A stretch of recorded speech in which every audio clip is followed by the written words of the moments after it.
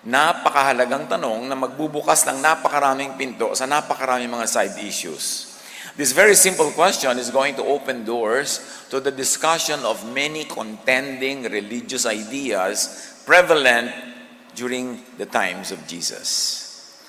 There is no monolithic religious faith during the time of Jesus. Even within Judaism, even within Yahwism, na nakasentro sa law, sa scriptures ng mga Hudyo, marami mga sekta, marami mga grupo, marami mga beliefs na nagtutungga-tunggali among themselves.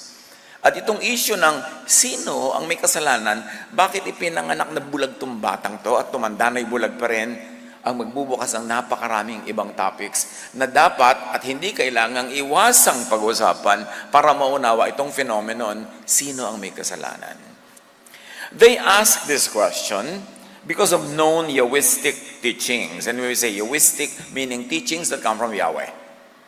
Yahweh punishes generations of descendants for their parents' and ancestors' sins. That is common knowledge among scripture readers.